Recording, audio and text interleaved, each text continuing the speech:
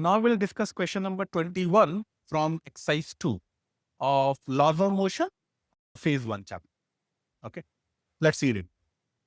So a uniform chain of length L is placed on a rough table. So this table is rough. And with the length n times of L hanging over the edge, so remaining is 1 minus n times of L over to the table. The value of n is obviously less than n. Now, if the chain just begin to slide of the table by itself from its position, the coefficient of friction between the chain and the table is. We need to calculate the coefficient of friction. Can you make the diagram?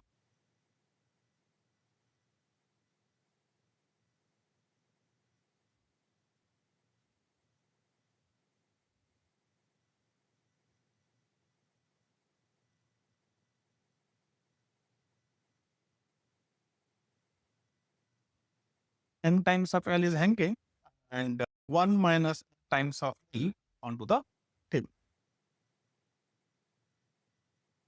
The force because of this segment will be trying to pull it down, and the force acting on this segment will try to keep it on the table. The force which is trying to pull it down is equals to the weight, and the force which is trying to keep it on the table is due to the friction. So let me calculate how much weight is there for this much segment. So let's say the total length L, the mass is m. Then n times of L, the mass will be n times of m. This is the mass which is hanging here. So if I take this much as a system, and make the small FBD here, I'm taking this much as a system. The weight acting downward will be n times of mg, and there will be tension acting at this end.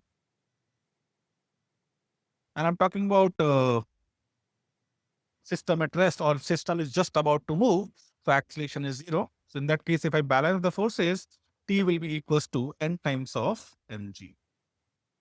That much tension is there at this end.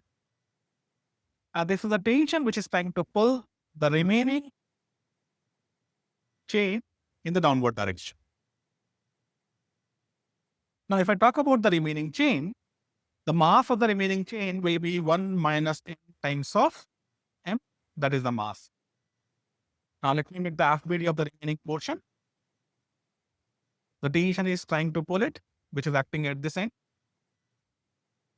1 minus n times of mg is acting downward, normal reaction upward, and the friction is backward.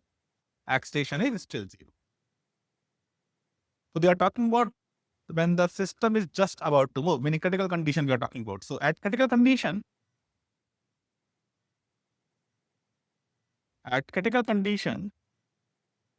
the friction will equals to Fk, kinetic friction, and the acceleration will remain 0. This is the thing we do. So I'll convert the friction into Fk, and I'm already keeping the acceleration as 0. So the Fk value, which is equals to mu times of n, that will be equals to mu times of 1 minus n times of mg. And since acceleration is 0, the tension is equals to Fk, and the tension we already know from here. So T is equals to Fk, or you can say n times of mg will be equals to mu times of 1 minus n mg. Mg and mg gets cancelled, and the value of mu is coming out to be n by 1 minus n. This is the value of friction. So if this is the friction, the chain is just about to move. Let's check the options.